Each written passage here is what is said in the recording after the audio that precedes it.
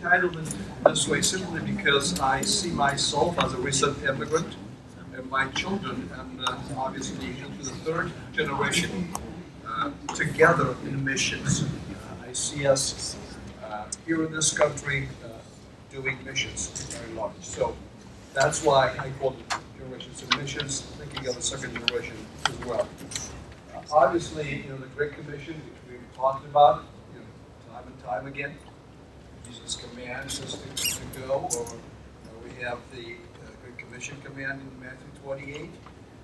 Go and make disciples of all nations, baptizing them in the name of the Father and the Son and the Holy Spirit, teaching them to obey everything I have commanded you, and I am with you always. The Great Commission describes movement. It describes also in some way, in a very passive way, that is something that's continuing. It's something that keeps on going. And it is a movement. It has movements, from Jerusalem to Judea to Samaria and ends of the earth. And when I say, talking about the Great Commission or the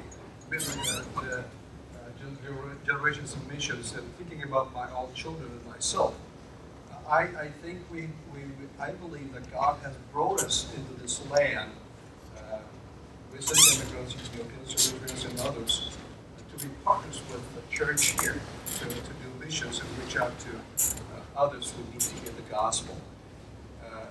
One of the things that I continue to understand and learn is the fact that the idea of going is the word go. That's not really the imperative. The imperative, obviously, is make disciples.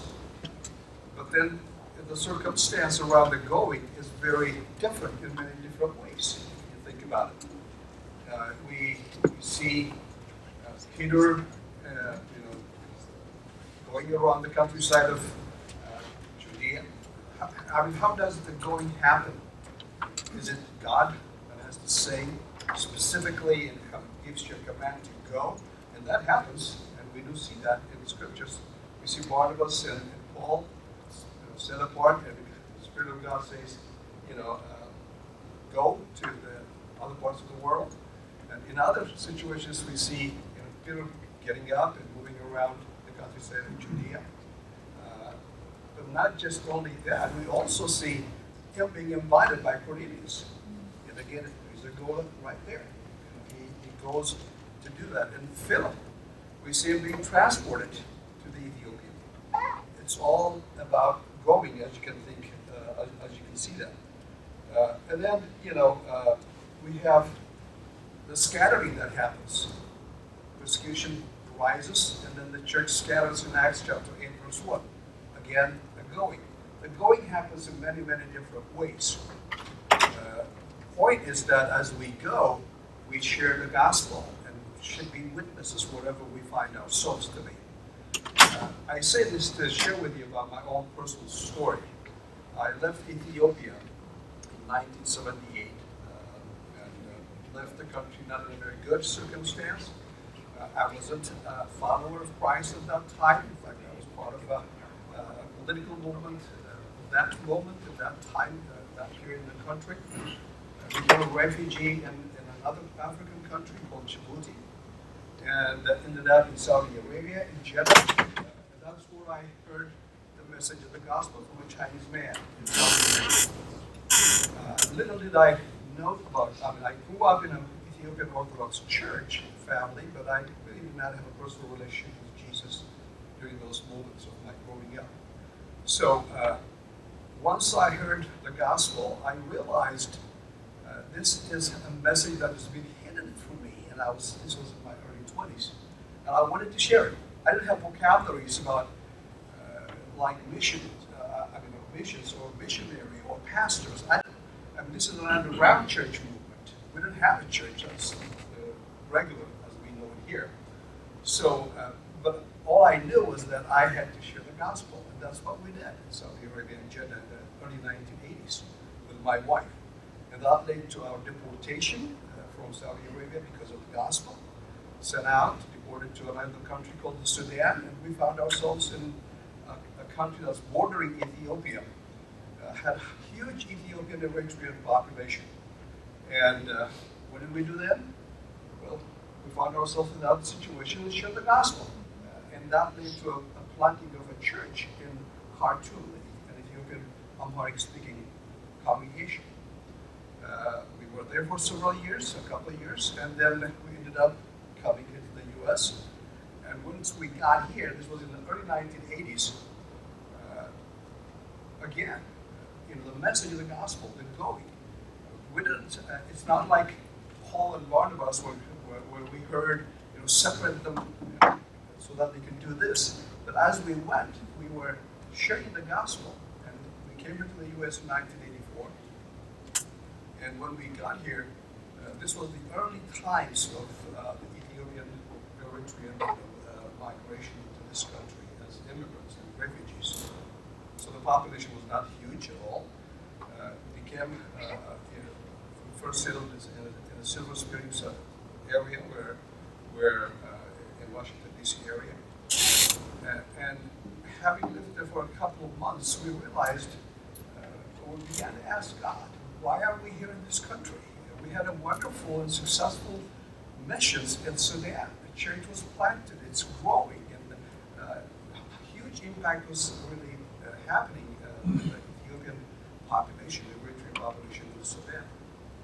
But of course, we knew that it was God who brought us here, and we concluded that this is going to be our life, to share the gospel.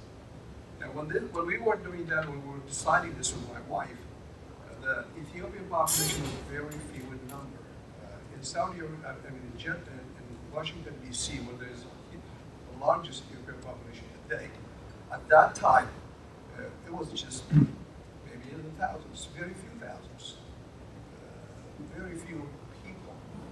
And so having for the first time the opportunity to go to a Bible training situation, and knowing that we want to be in the ministry, we decided that we want to go to a Bible college. And we moved from the Washington, D.C. area to the south, went to Oklahoma. And when we did that, and when we made that decision, we had no idea that the Ethiopian population would grow and would need a pastor, or a church planting would be needed. And we don't also have the option of going back to Ethiopia either at that time.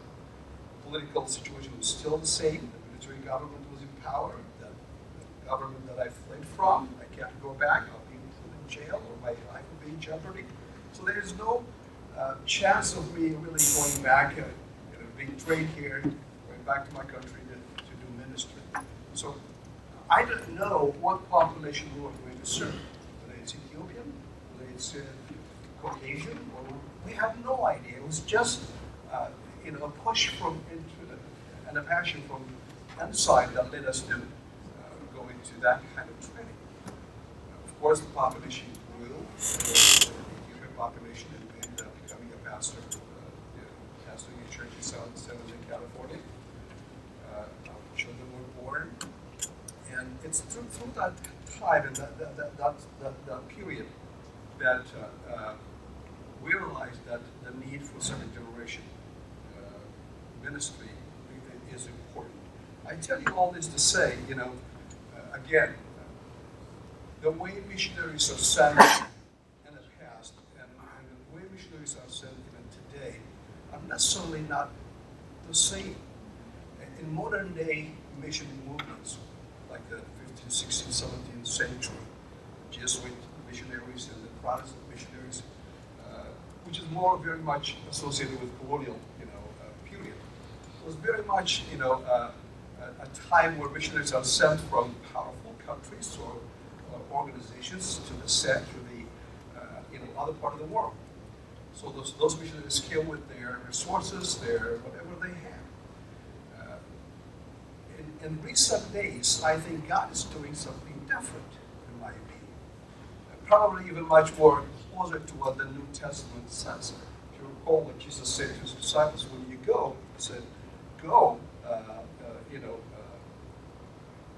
you don't need to have bags, you don't need to have shirts, you don't need to have money, but just go. And that's the kind of command that Jesus, in fact, gave his disciples.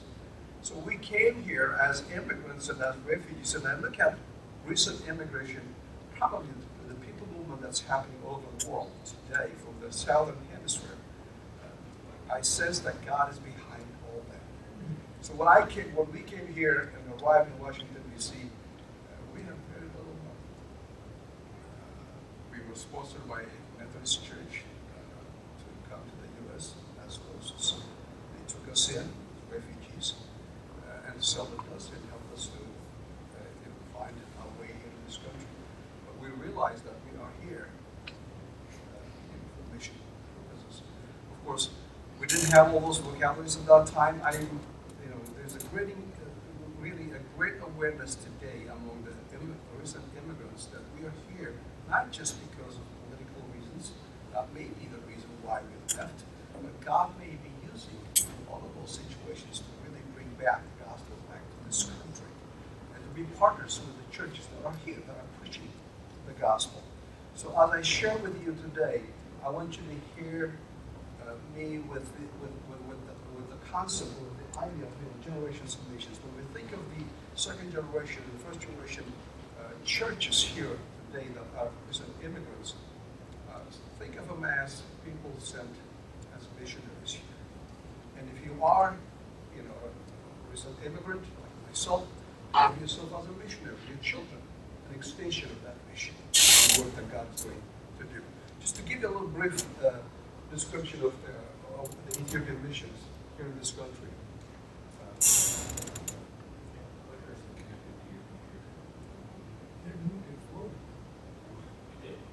Okay, here, but it's not here. So what do we do? Hit the down button. Okay. There you are. All right, so this is what I speak from. All right. Well, the Ethiopian and Eritrean migration to the United States really began in the 1980s. This is when most Ethiopians began to start coming, and today it has grown by and large in numbers. And as you can see here, Ethiopian immigrants are the second largest immigrant group from Africa, and the fourth largest black immigrants to the United States, behind Jamaicans.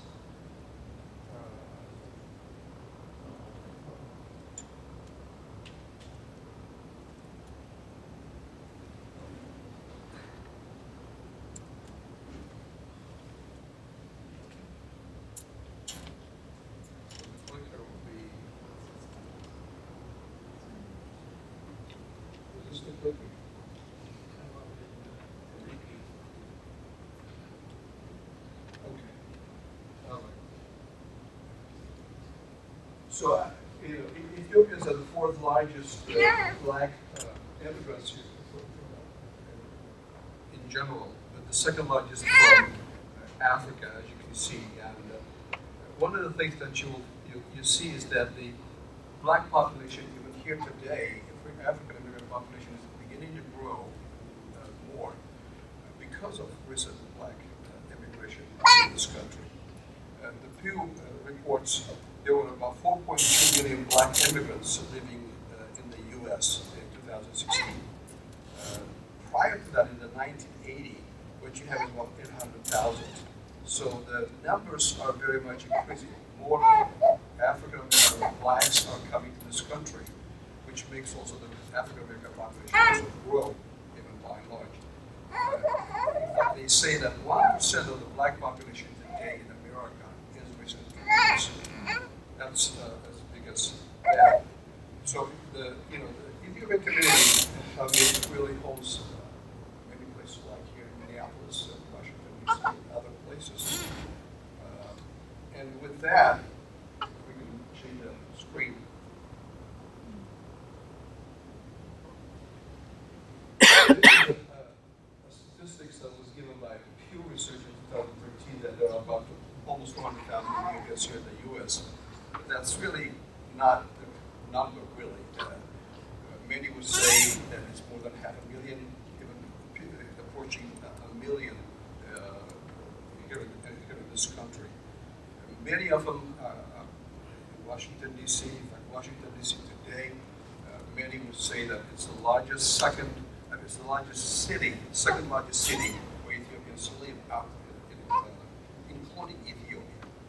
So next to Addis Ababa, more Ethiopians live in Washington, D.C. when it comes to cities. So we have huge population over there. And so the realistic estimate would be more than 500,000 to 1 million population. And with that, what has happened is obviously the next slide. Churches have been planted all over the country. 300 plus, some would say. This is not just only Protestant churches, but also Orthodox churches. Eritrean, Oromo, are you speaking, English speaking, Tigrinya speaking, all of that. So about 300 or more churches are across the country that are Ethiopian congregations. This all happened in the last 40 years. And I remember when I was in Washington, D.C. in 1984, there were only small groups, home fellowships, that kind of thing. No church at that time. But since then, a lot has happened, and many churches have been planted. Now, as I'm just sharing with you, we are into 40-something years of our immigrant, experience here in this country. The first generation has been able to plant churches in many different places. In other words, we've been successful in planting churches across the country, which is only first-generation churches. When it comes to the second-generation question, we're still lagging very, very behind. It's an issue that is very problematic in many ways. And that's really why I ended up, of course, going to walk away and wanted to really think about what do we do about the next generation. I resigned from my pastor position in South California, where I pastored about 15 years, and moved to Fort Wayne to just think through that challenge. So the second generation church planting is something that is at the forefront of the mission objective today for the first generation. Our children, I have 2 grown-up sons. Many of them are, others have already children, so we are getting into a third generation situation today. We don't even have second generation churches that have planted. And those kids that were staying in Sunday schools and in youth groups now have children in the churches. They don't need, or they would not be staying in a youth group situation, or can't be part of the larger cultural church because of cultural reasons. So that's where the crisis happens. So there's a great awareness today, I would say, among first-generation church leaders and parents about the need for a second-generation church. And I think this is true about almost many recent immigrants, not just only Ethiopians and Eritreans, but many other recent immigrant population. So there is an awareness of the need, but the vision is not clear. How and what are the questions that many of us are struggling today? How do we do it? And what does it mean? What does it take? Those are the questions that we are being challenged. And the next slide, please. This picture.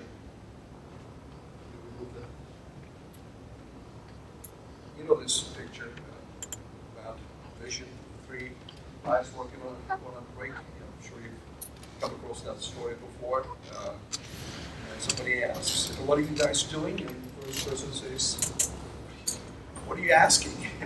What do you think we're doing? We're just taking breaks." And the second person says, "Well, we're building a wall." The third says, "Building a cathedral. And then it's going to be beautiful and wonderful. And our children and our souls will be worshiping it." They're all, people are trying something and doing something, but there isn't a clarity of vision, is what I'm speaking about.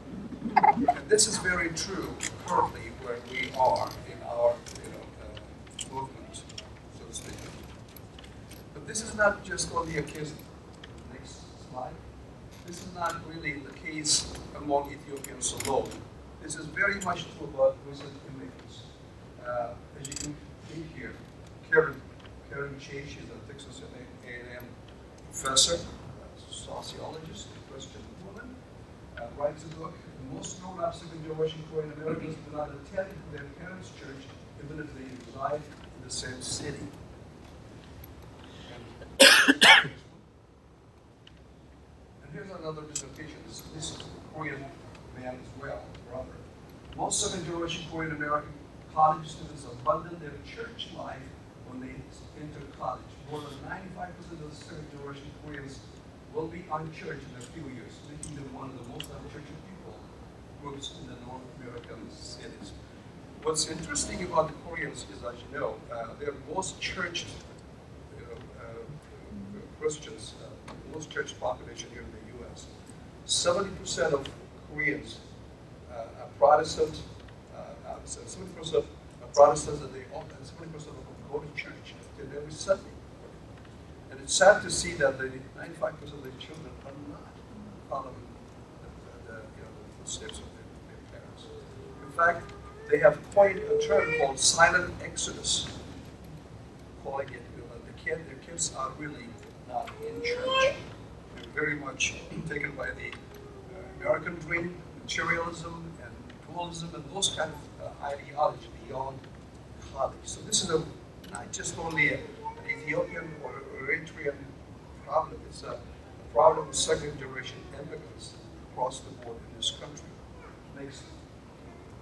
And here's another study. Most second-generation adolescents and young adults do not participate in the church their parents worship and themselves were raised. This is a very huge study done in Houston across interfaith, Catholics, Buddhists, Muslims, Christians, Catholics, Protestants. And in that study, they found that this is true not just only in the Christian church, but across the spectrum of all religions. Second generation are not really following the parents. And the reason that they state in all of those is the cultural challenge and the change, and that they're not really part of the first generation condition. So the problem definitely exists in the across the board with recent immigrants. There's no question about that. So currently, what churches in the Ethiopian and the Eritrean population, what they're doing is they're working hard to, after Sunday school and youth group, to maintain some sort of a second generation or next generation kind of ministry going on. It's not a church, it's not a youth group, nobody knows this, and it's not allowed to really become a full-fledged church. So here's an example that I usually use. The next slide. Pumpkin farm. Farmer who was farming in a pumpkin farm. Stories told about this in this way that he was walking around and saw his plants are coming up and they're growing and he's happy and all of those. And as he was walking around, he comes across and he sees a jar, a glass jar, and curiosity takes over him and he takes one of the little pieces of the growing pumpkin, just a little corn, puts it in a glass jar and then leaves it for no reason. Well, the pumpkin grew, and then the next slide, please. Became beautiful pumpkins, ripe and orange and very nice. And as he was, harvesting all of this pumpkins, he remembered about that little jar, and he looked for it. Here's what it looks like.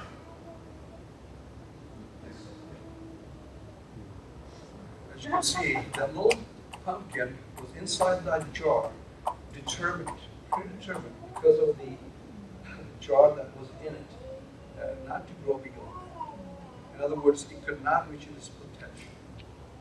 So, first generation churches, by and large, what currently is happening is they're trying to keep the young people inside that same, cultural determined area, And that is not allowing the potential to really be achieved in the way that God is wanting them to do it. And that's true about the Koreans.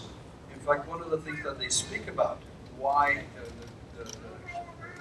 that group leaves and are not staying in the church, is because of the wall that is being put around them to keep them within the first generation vicinity. So, all I'm saying is that our millennial young people are somehow leaving, and they're not really being part of the first generation congregation.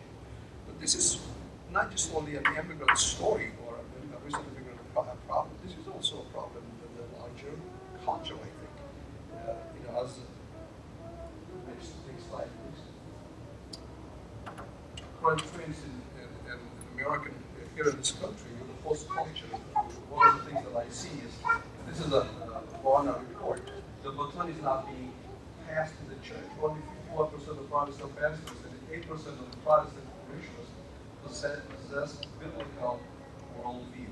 Barna argues that the baton is not really being passed to the next generation. Church, even in the church. Same thing in the homes. Next slide, please. The baton is not being passed in the home. Fewer than 1/20 of church households ever worship God outside the church service or have any type of regular Bible study or devotional time together during a typical week. So this is going on across the board. It's not just only a recent immigrant situation, it's also here in this country, by and large, the millennial generation is not being reached.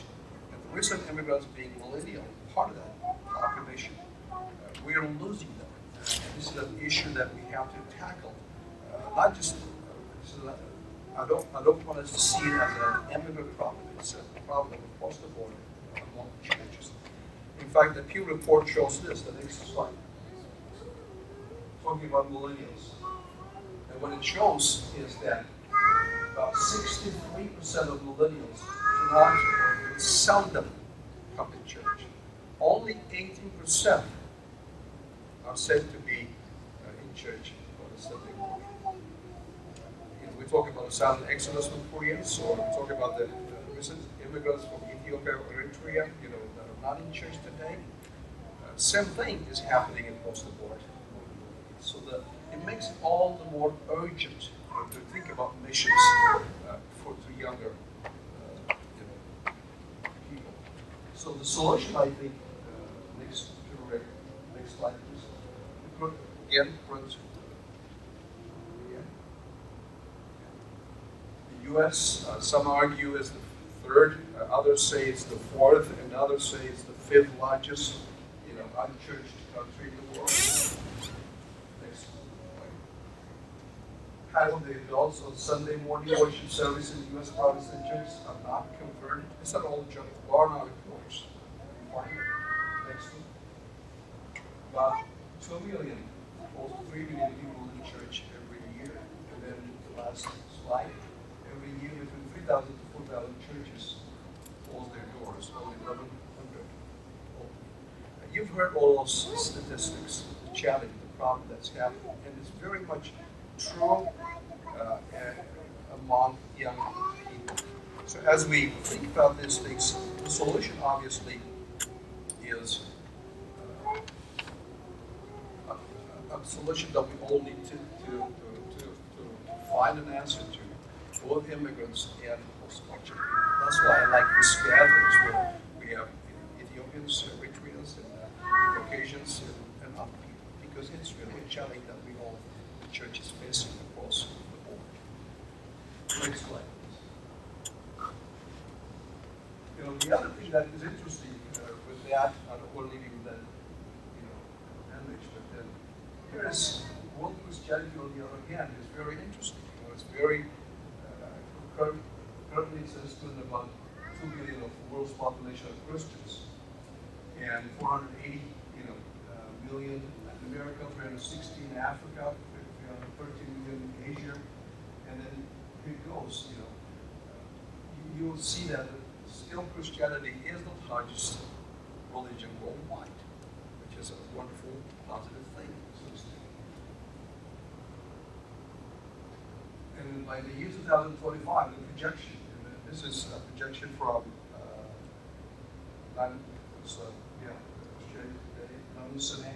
by the year 2025, counting only due to the biological growth, it is estimated that the Christian population will reach almost to 3 billion people.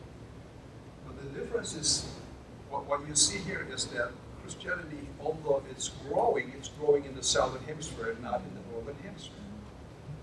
That may be one reason why there's a whole lot of people movement.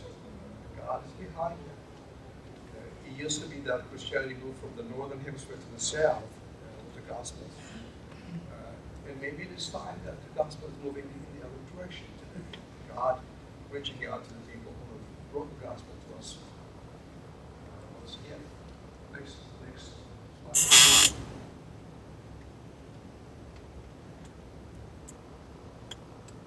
So by the year 2050, it is estimated that there will be 3 billion Christians in the world, not counting conversion growth. Among this, one will be among one out of 1/5 of the population. This is Philip Jacobs from Next Christian. And the way, in fact, one of the very interesting things that you see in the statistics is how it grew in Africa. It is said that in the 1900s, there were close to about 8.7 million Christians in Africa. That was just 9% of the population. And this is counting, Orthodox Christians in Alexandria or Egypt and Ethiopia.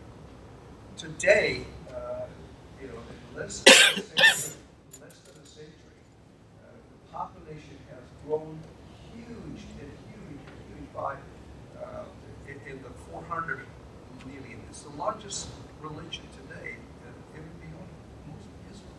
It has grown that much. In other words, Christianity is spreading and growing in other parts of the world, and that's really what's happening. I think the thing the reason I'm sharing this with you about this is to say that the solution today is really when it comes to Northern Europe and Europe, it's again Great Commission. Next slide. What's the vision? What's the mission really? What are we talking about? As I said earlier, church planting has to be the first and most important thing that we have to focus on. We plant churches that are cross-cultural, especially when we think of the younger generation here in this country, the multicultural population of this country. What do? We plant churches, we make disciples. It's become urgent today that we think about this all the more. Why am I advocating a multicultural church? Again, of course, we need all kinds of churches, not just the one kind of church that we need. We need all kinds of churches. But when it comes to a second generation and the millennial generation, I'm convinced that it's a multicultural or multi-ethnic church that would be useful, or more of a setting that would attract those young people. In my study, when I did my dissertation, one of the biggest questions that I had was, what kind of church? If the first generation church does not appeal to the second generation, it's not effective with issues of the second generation population, what kind of church would they need? What kind of social environment would they need? That was a question that I had to struggle and think about. And what I learned is that it would be obviously a multicultural kind of church.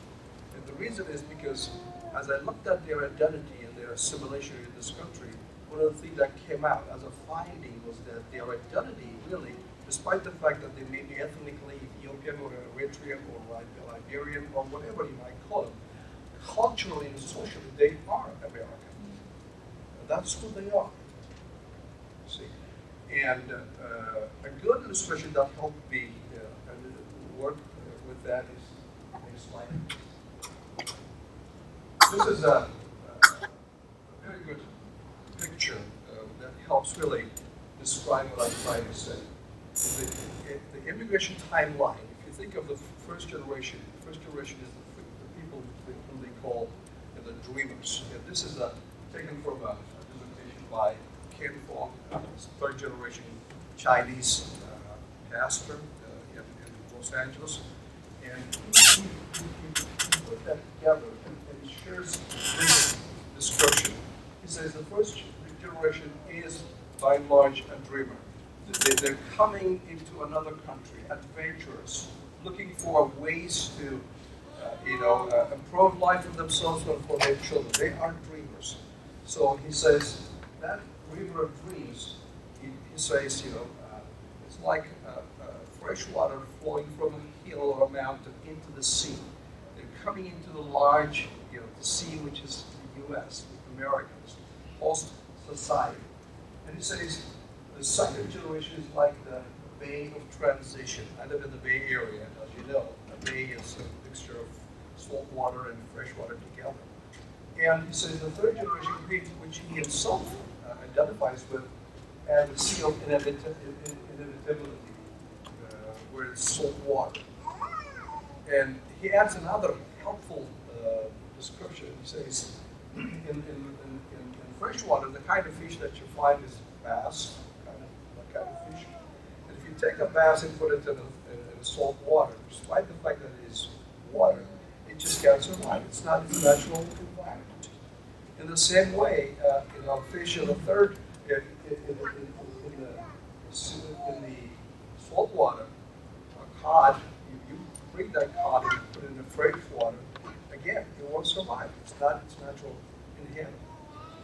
And then he says, the bay of transition, that's where the salmon, really thrives in the mixture of water.